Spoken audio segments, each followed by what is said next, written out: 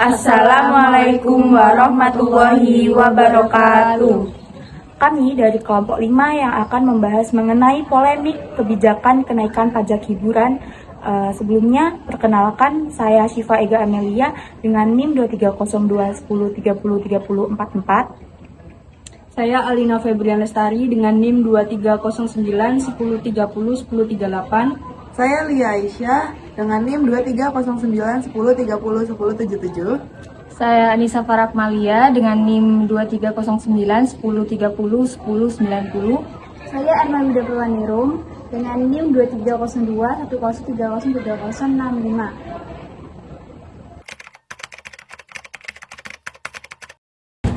Di Indonesia, jenis pajak yang dikenakan bagi wajib pajak sesuai dengan instansinya dibedakan menjadi dua, yaitu pajak daerah dan pajak pusat. Pajak pusat digunakan untuk belanja negara, sedangkan pajak daerah digunakan untuk belanja daerah.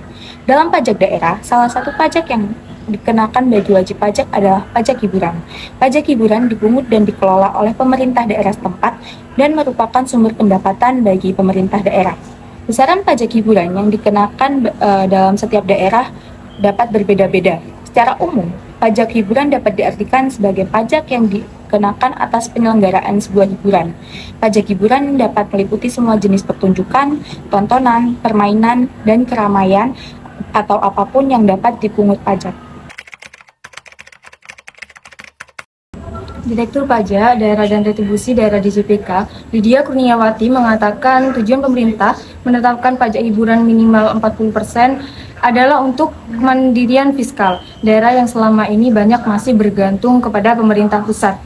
Tujuan akhirnya untuk mendukung daerah semakin mandiri dan bisa menemukan balance fiskalnya. Tapi di sini pemerintah menekankan tidak semua sektor hiburan dikenakan tarif pajak 40% sampai 75%. Hanya 5 sektor yang penikmatnya orang tertentu saja yang terkena tarif besar itu.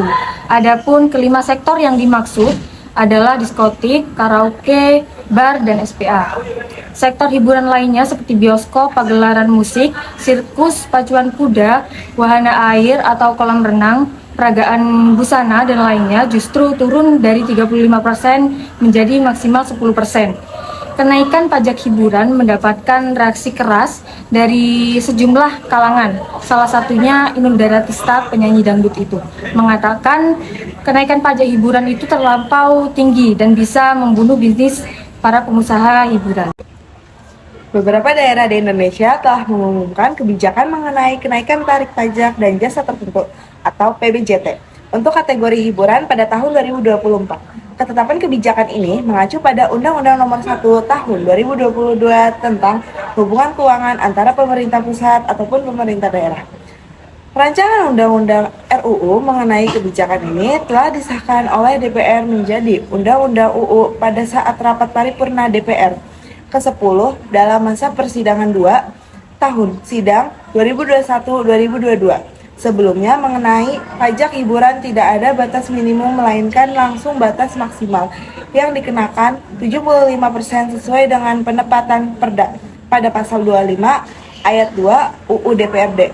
Kemungkinan pasca pembahasan DPR terjadi perubahan mengenai tarif pajak hiburan yang disepakati dalam pasal 58 ayat 2 yang berisi khusus tarif PBHT atas jasa hiburan, kelas malam, bar, dan mandi uap atau spa ditetapkan paling rendah 40% dan paling tinggi 75%. Potensi efek yang bisa muncul adalah ketidakbahagiaan antara para pemain industri hiburan. Kenaikan pajak dapat merangsang biaya produksi yang lebih mahal, yang pada akhirnya dapat menurunkan pendapatan bagi para pemain industri seperti musisi, aktor, dan produser. Situasi ini bisa memicu ketidakbahagiaan dan demonstrasi dari pihak-pihak yang merasa pajak tinggi menghalangi pertumbuhan industri hiburan. Pajak hiburan yang lebih tinggi juga bisa mempengaruhi antusiasme dan keterlibatan masyarakat dalam aktivitas hiburan. Masyarakat mungkin merasa terbebani dengan biaya yang lebih mahal untuk menghadiri acara hiburan.